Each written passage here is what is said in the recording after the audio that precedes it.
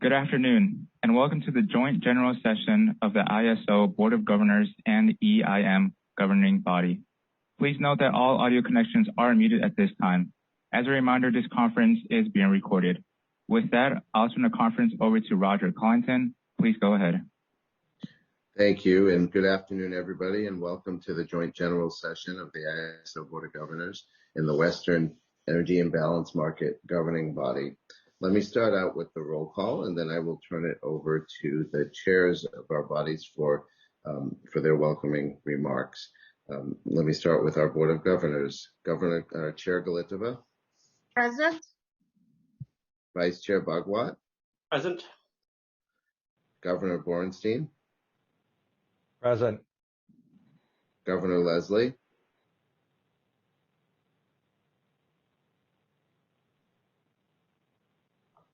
Do we have Mary on?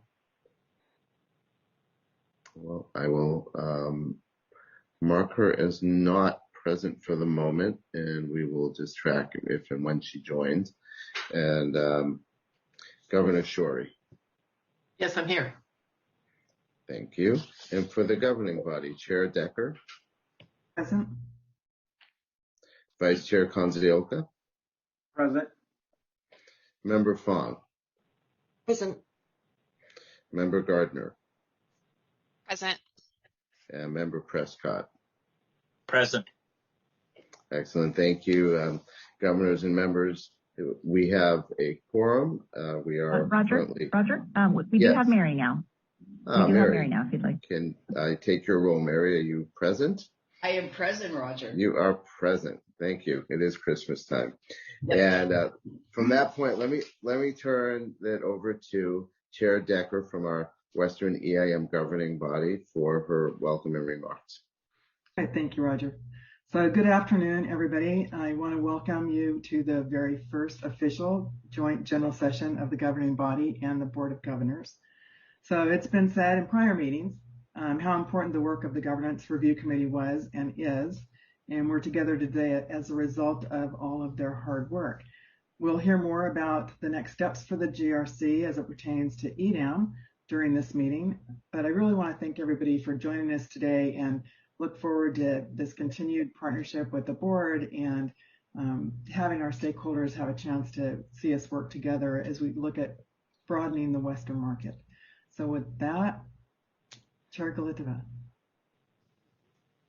Thank you so much, and welcome everybody to this historic meeting, which is actually a milestone. And I'd like to, on behalf of our Board of Governors, extend a very warm welcome to everybody from the EIM governing body, starting with Chair Decker, Vice Chair Rob Konzioka, and of course members John Prescott, Val Fong, and a warm welcome to our newest member, Jennifer Gardner. It's very good to have you join our meeting here today.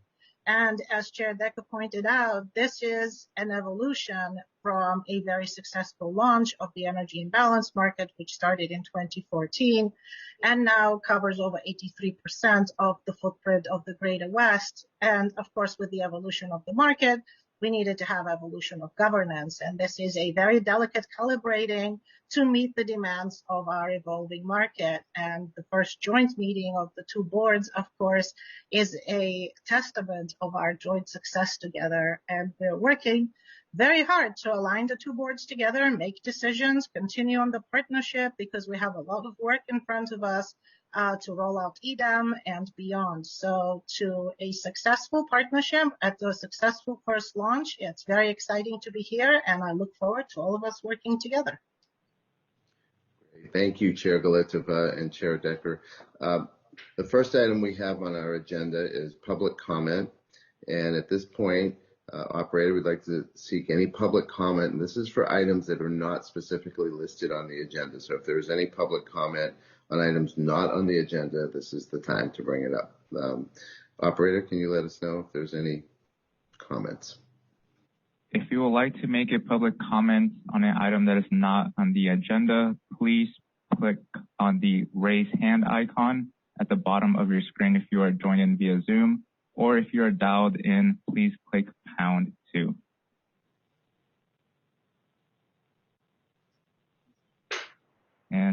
this time, I do not see any comments.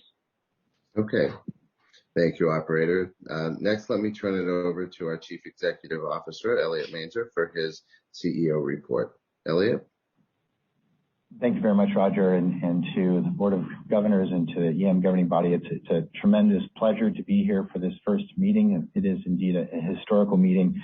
I think, as you know, I submitted earlier this month very, very detailed CEO reports to the Board of Governors and the governing body members, sort of a look back of 2021 and a look forward to 2022. I'm not going to cover all those details again here for this joint session today, but certainly reference you and others to those documents. But I wanted to just take a moment really to express some thanks on a number of different dimensions. It's been such a consequential year, and I will always remember that wonderful day on August 20th when the vote came together for joint authority.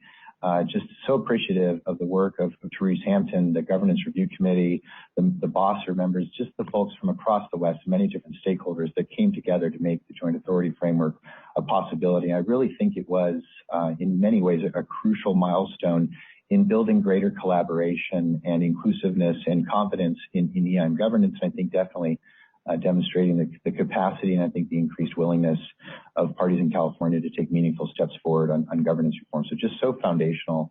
I'd also just like to express a real appreciation to the broader EIM community. You know, this is a group of utilities and others that we've grown together over the last 7 years, really built, I think, a very, very strong foundation together. And that foundation, honestly, was tested this last year. You know, we had some very, very complex and challenging and difficult issues coming out of August 2020 that forced us really to grapple at a ground level with resource adequacy issues. And on both the topics of the resource sufficiency evaluation and the wheel-throughs, these are very difficult issues, but something I've really appreciated and I think generally demonstrated the resilience of many of these relationships is folks have stayed at the table and really worked with us to try to find win-win solutions to those issues. And we're going to continue to do our very, very best to really try to listen, to take stakeholder feedback, to really listen to different needs of the different entities and try to find solutions that bring us together rather than polarize us. And so on the wheel-through issue, I'm encouraged by the dialogue that's happening right now to try to provide some certainty around those rules for the next couple of years. We'll be coming back in early 2022 with a proposal to take back to the Commission that we brought back for decision making. I just appreciate everybody leaning in with us to try to find both a long-term solution, but also short-term, how can we provide that certainty that's necessary for folks to continue to meet their resource adequacy and procurement responsibilities. So that's very encouraging. And also with respect to the resource sufficiency evaluation, we've just had a lot, I think, of extremely constructive and helpful input here in the last couple of months, taking a little bit of extra time to try to really get to greater resolution around those issues. And we will be bringing back a proposal for decision making at the February joint session. So again, to our EIM partners, we really just deeply appreciate the partnership and just have my absolute personal commitment that we're going to continue working together and try to bring ourselves together and find those win-win solutions, especially as we now really turn our attention to 2022. Before I get into EDM, I also just want to express my general appreciation to the Board of Governors and the governing body members. Your feedback, your guidance have been extremely helpful, and this new joint session format for these issues related to the energy imbalance market, I think it's going to foster great additional dialogue and good decision making. So we really appreciate that. And of course, when we come back after the holiday break in 2022, we will be kicking off in earnest the EDAM stakeholder process. And I'm really looking forward to working with all of you across the West as we really lean in with stakeholders to position the EDAM as that next major step in West-wide market integration. It's a tremendous opportunity before us. As I wish you all a very peaceful and restful holiday season, I want to emphasize rest.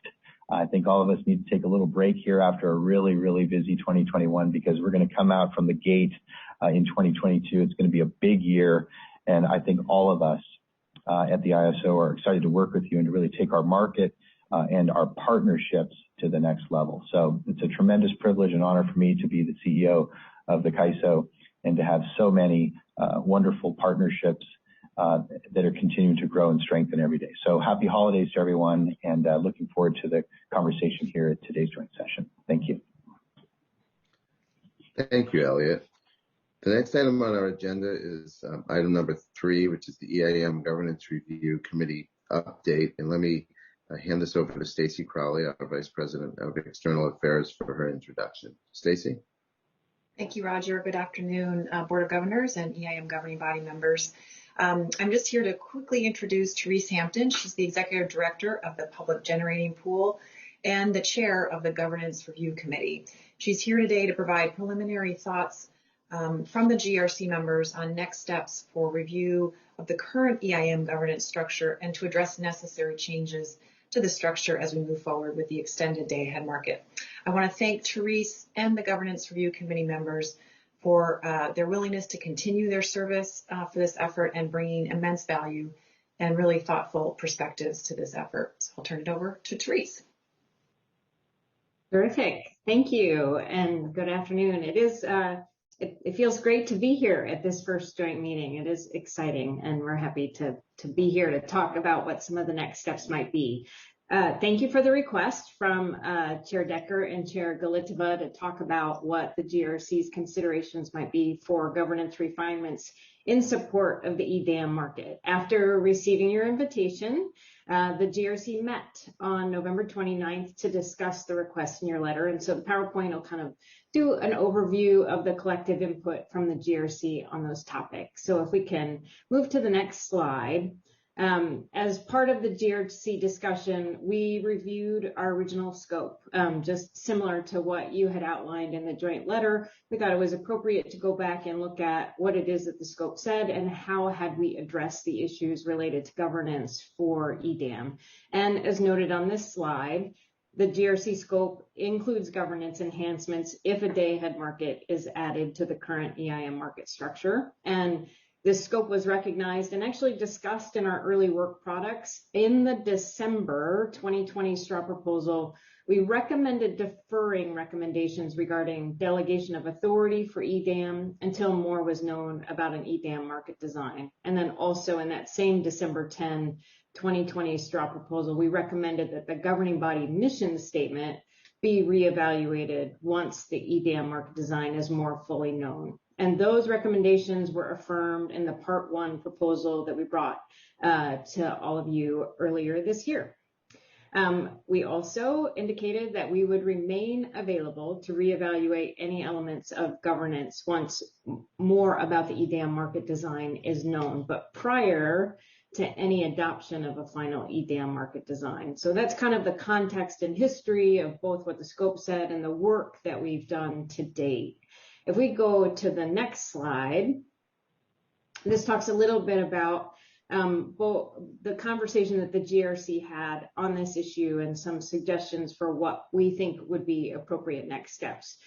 We agree with your suggestion in the letter that it makes sense for the GRC to work in parallel with the upcoming EDAM market design process. We continue to believe that the governance reviews should be informed by the actual EDAM market design. And so therefore, governance recommendations for EDAM can't be done in isolation of EDAM market design. But that said, we recognize governance of any EDAM market is of critical importance to stakeholders and shouldn't significantly lag market design. So given the expectations, as Elliot laid out, that we're going to move fast come early 2022. But given the expectations that there will be the development of a straw proposal in early 2022, we think it's appropriate to begin discussions around what issues should be in scope for this reevaluation.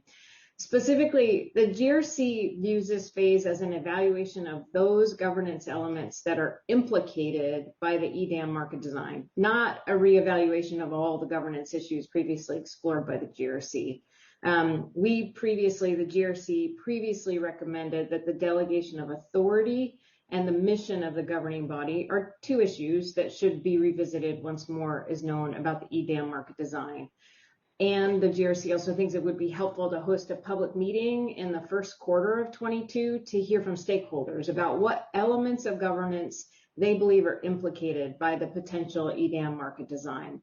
So this stakeholder input would help the GRC plan for how to develop options and a process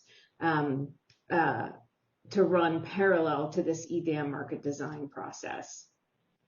If we go to slide 3, so then just kind of additional things related to process, and then some administrative issues. In addition to the public meeting that we're recommending in the first quarter of 2022, the GRC also plans to review our previous comments and materials and just different contemplations we had relative to EDAM in addition to holding this stakeholder meeting. So that can really help us be prepared to offer some initial governance options for stakeholder consideration shortly after the EDAM straw proposal is made available. And then finally, just a couple of notes on GRC membership. I was encouraged to hear as the GRC met that many of the GRC members, although we've been together for a couple of years, they want to continue to be together on this issue. So that's great. The body of state regulators has changed its representation on the GRC from Idaho Commissioner Chris Raper to Oregon Commissioner Letha Tawney. Jennifer Gardner is now with you as a member of the EIM governing body and therefore no longer a member of the GRC. Doug Howe has offered his resignation as he's transitioning out of his roles representing public interest organizations. So of the GRC kind of full suite of members that we had from the beginning, Jennifer Gardner and Doug Howe are 2 public interest organization representatives that are no longer with the GRC. So we do recognize that it is the joint board's decision about whether or how to fill the vacancies created by Jennifer and Doug. We do request that if you intend to fill the vacancies that they are filled as early in 2022 as possible so that the new members can be along with us from the beginning. And that's the extent of my update. Happy to take any questions. Teresa, this is Jennifer. Thank you very much for that update. And I think I probably speak on behalf of everyone by saying thank you for your service and commitment to the GRC. It was really enjoyable working on the GRC with you and, of course, all of the GRC members. So thank you so much for your leadership. And I'm very delighted to hear that you'll be continuing in that role. This is more of a comment for really all of us as we consider potentially replacing the 2 open positions on the GRC. So the positions that were held by myself and Doug Howe technically represented a combined sector of public interest organizations and consumer advocates. So as we're considering filling these roles, we need to make sure that we are casting our net a little wider than just the public interest community. So I just bring that up because I want to make sure that we're keeping that scope in mind as we potentially consider replacements. Great, thanks, Jennifer. And that's a helpful correction actually to my suggestion that it was public interest organizations only, but both public interest and consumer advocates.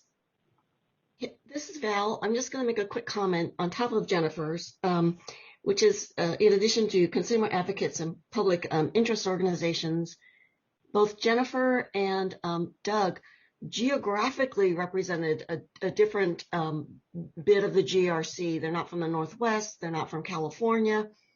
And so I think that's another consideration for us to keep in mind.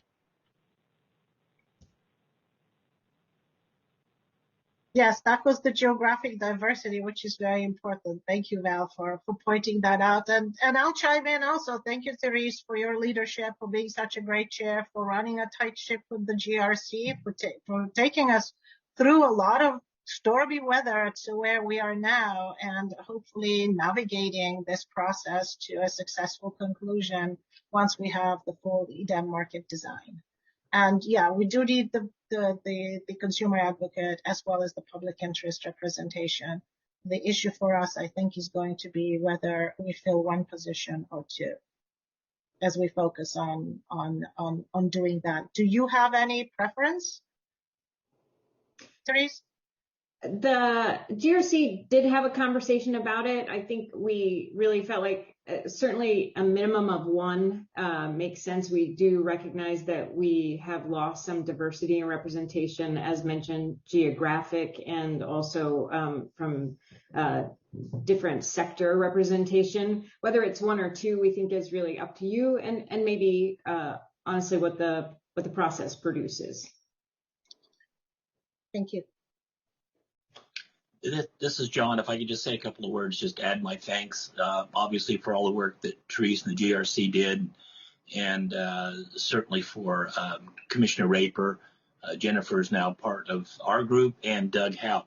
But I do have a process question, number one, and do we have to take action to continue this as a formal committee? So that's kind of one question that's out there that maybe Angelina or Anita could address. And then I would very much be in favor of really filling both these positions, but I'm a little concerned that timing is going to be a problem. I know how long it took to seat the GRC members that we have today. My gosh, it was months. And the GRC needs to start working, as Teresa pointed out, really next month. So I don't know how you reconcile filling these two positions, but getting the GRC up and running at the same time. So I hope that there is a possible solution to that. This is Anita. So John, if I might, in regard to the GRC was really kind of on a pause, waiting to see what would happen with EDAM. So I don't think we have to recommission them, if you will. I think that Teresa, they had one meeting. We sent the letter of invitation to be here today. They can continue their work on the process question, and we may need to turn this to Stacy Crowley. I think it would be a market notice with a short turnaround of someone to submit interest in the public interest area and in the consumer advocate area. Unless, the other option is we can put our heads together and who do we all know that kind of meet some of that geographic diversity, that PIO, consumer advocate. So I think those a couple different ways we could approach that. Yeah. Anita, let me just jump in here. On the first issue, right, we do not need to recommission. We intentionally, when the GRC was done with its existing work, we intentionally left that open, that we were not decommissioning them, and there was no need to reappoint or recreate another committee in that regard. On the process question, I'll let Stacy jump in if there's more to say, but I think you are also right. We could do it in multiple ways. There is no required way in the sense of doing, the market notice, but if the board and governing body had nominees in mind, we could walk through those at some point and appoint as appropriate, or if we wanted to make a broader search or felt the need to do that. Or I don't think there's any particular requirement. I'd have to take a look back at the charter on how many people. I think as I recall it at this point, there was a flexibility in the number of members on the GRC as well. That's right, Roger. I don't have anything to add. I think we can talk about that process that both the governing body and board would like to have us go through, and we're happy to assist in either finding some folks or sending out a notice.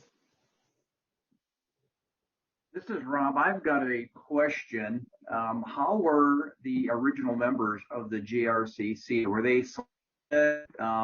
What type of process was used by the Board of Governors and the governing body to put together that first group?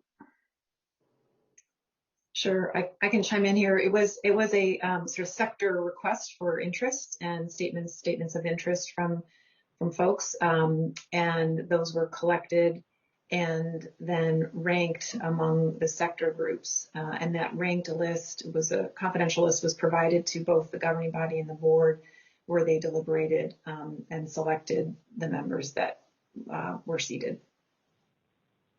Okay, thank you. Teresa, would you and the GRC and I guess the sectors be open if the Board of Governors and governing bodies had somebody to recommend, or is there a preference on how we either get one or two people recommended and placed on the GRC? The GRC doesn't have any specific perspective on that. Recognize it. That's really, it's the joint board's role to determine the GRC members. We're just happy to welcome them whenever they're selected. Thank you. This is Anita. If I might, I would propose that we ask for a call for sector representatives through a market notice that has a short-term duration that might be 1 week or 2 weeks, so that we can at least get some level of interest and have that be more transparent. And from there, have the two boards look at those individuals who express interest to make an appointment.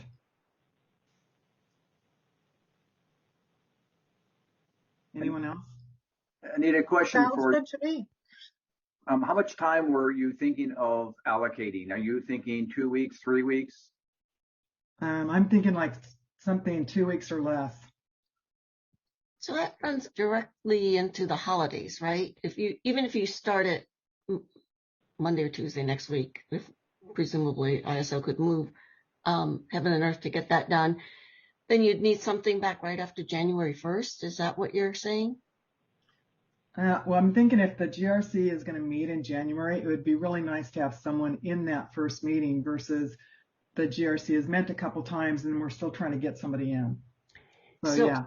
So I presume once we get, and hopefully it is, a list of potentially interested folks, that we would still need to meet as either as a joint board or individually as two separate bodies. It doesn't matter, I think, to vote. I mean, assuming we all agree at the end of the day on a majority vote for a 1 or 2 new GRC members.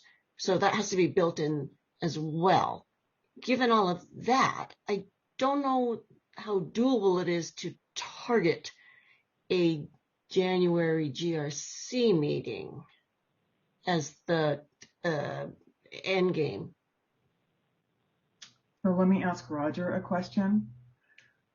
Is it possible, so let's say it was open for 10 days and there were five people on the list, and we all got that list and identified who we were interested in, and that went to the chair of each board, and that the two chairs would then, based on the feedback from the bodies, determine a candidate.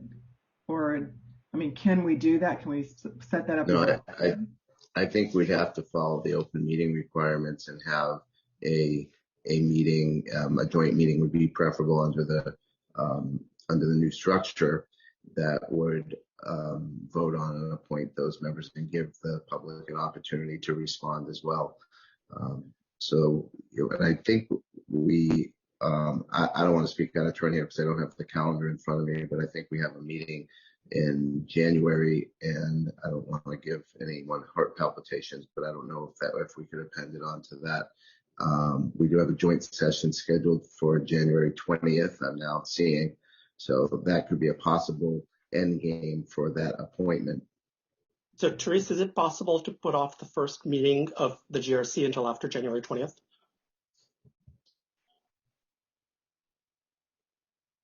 Yes. Is that what solved the problem? I hesitated because we did just go through a scheduling process that we do have a meeting scheduled in January, but yes. But if I could just weigh in. So a new member, I presume, would have some learning curve. I don't know if we should, given all the workshops that are going to already start to happen, I don't know if we should hold up the GRC. And Angelina, you might want to weigh in as well, and if you feel differently, but I don't know if we should hold up the GRC effort for whoever's going to be the new member or members. I do think either way there's going to be catch up that they'll have to do. And I doubt we're going to make a whole lot of decisions in the first GRC meeting. So I'm not sure that's the best approach, but I'm willing to be convinced otherwise. And if I can just offer, thanks, Val, because I think the things we were thinking about in January is to the points I made earlier, what is the research we want to do, right? What are the things we want to dig back through just to give ourselves kind of the confidence that we recall the conversations we had before? What are some of the scheduling considerations relative to the public meeting? And I think those things, I think it would be okay to do those without the additional GRC member, because that is really just kind of legwork. I don't think we're making any major decisions. We're just kind of building the foundation. And actually that would also be useful information to anybody coming in to have as a summary of what had happened. This is kind of the timeline. This is what we're looking at. So and I'm assuming it's going to be you, Teresa, when you're briefing them on the details and giving them a package of information, that would be something that would be extremely useful for anyone coming in to hit the ground running faster. And then just going back to logistics. If we meet jointly on the 20th, then the second GRC meeting in January is on the 21st. So whoever is asked to help out on this GRC effort would presumably be available to attend the 21st meeting. I don't think there's any swearing in process or anything, right? Yeah, we don't have an official process like that, but it would add some nice decorum to it. I think that, I mean, all of these suggestions are possible, right? It's a matter of judgment and what we think and what you folks think actually is best for the GRC and to get things up to speed. I mean, I have my personal opinions. I feel like I'm a little bit persuaded by what Angelina said, in that to the extent that we're going through background and what's happened before, that would be a really nice catch up for people. I don't think it's going to be that difficult for the types of people we would be seeking, and they've probably been following this effort to some degree anyhow. But I do feel like, again, my opinion here is that to the extent that we are going to start changing the meetings around, then we'll have to look at the schedule that the GRC has. I'm sorry to say, Teresa, because we know how hard it is to schedule these things. And that is the one real negative factor, I think, is just scheduling and getting people, 10, 11 people's schedules nailed down. Can I just offer, I'm sorry to interrupt. I know if I could, I thought I heard a really good solution. It sounds like the GRC has some schedules that they've hammered out for the month of January, and they can get moving, do the foundational research. We also have a joint session scheduled, I think, for that month that I think would be an opportunity for us to resolve the membership and get moving. I'd propose that, and I think we've got it all set, and everybody makes some parallel progress here. And if I can offer, I think somebody suggested it, Chair Galitva, maybe I am happy to bring the new members up to speed and have a conversation with them so that they feel like they really understand where we've been and what's before us. Right. Okay, so then I will propose that we target the January 20th meeting as a decision meeting for appointing additional membership to the GRC, and we do the call for interest to the end of that first week of January, and then the other logistics that are happening between then and the 20th, I think we can work with Stacy on that. We'll get started on that market notice right away.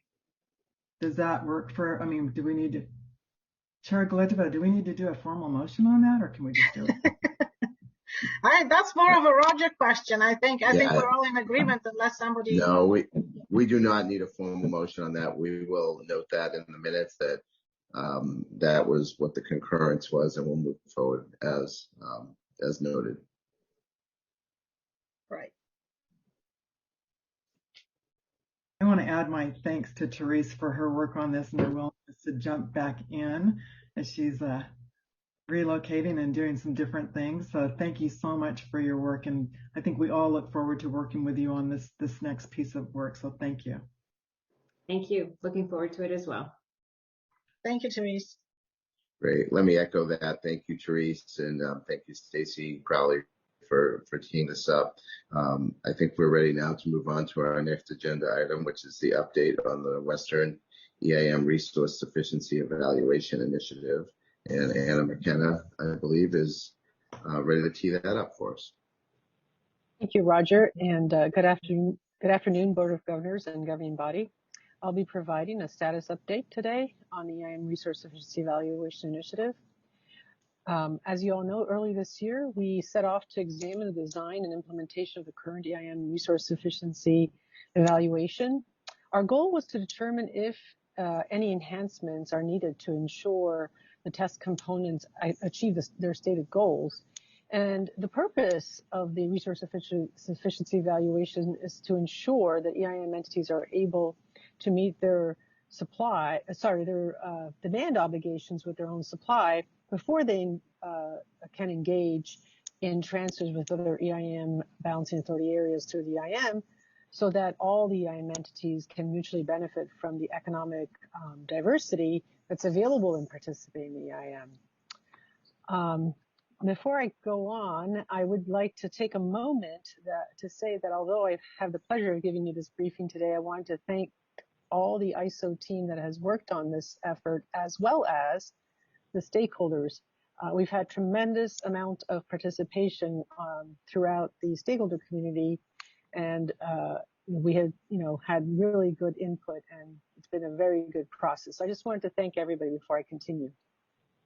So having felt that we had obtained significant stakeholder consensus on a number of improvements on the transparency and the accuracy of the tests, in October, we posted our draft final proposal.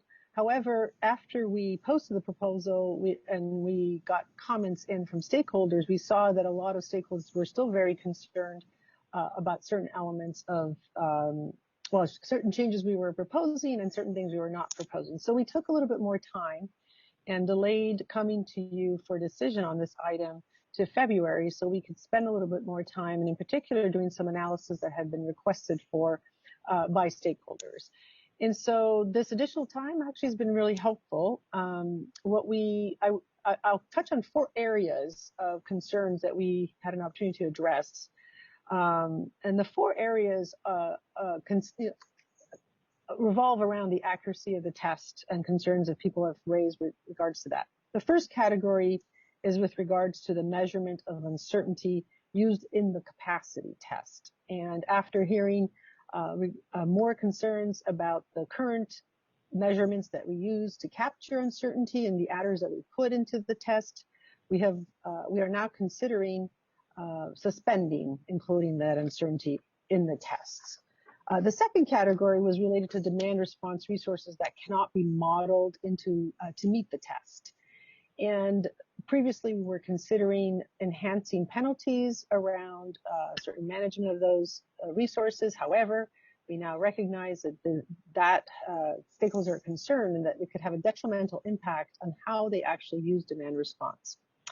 So we're no longer considering that. The third category is related to what resources count to meet the test. And in this area, after considering, in further communications with stakeholders, we do believe that it's important to enhance the criteria so that the resources that are used to count to meet the test, we can better reflect their actual availability. And final, the last category where we're not proposing any changes to our prior position. However, we have made significant progress is with regards to how conformance of load forecasts, which is done by our operators, can impact and trigger EIM transfers to meet the test. We were able to conduct some additional analysis that was requested, and through that additional analysis, we learned that, in fact, as many of these issues are, there's a little bit more complexity that we need to consider, as well as additional analysis to better understand how load conformance can, in fact, trigger EIM transfers. And so we're proposing to take that additional time with regards to this one item. But as I noted, we are making some changes from our prior proposal, which was helpful to have considered in the past month or so with stakeholders. In conclusion, I just want to say, this has been a really good process, and thank you for the opportunity to brief you today. And if there are any questions, I'd be happy to answer those. Are there any questions for Anna?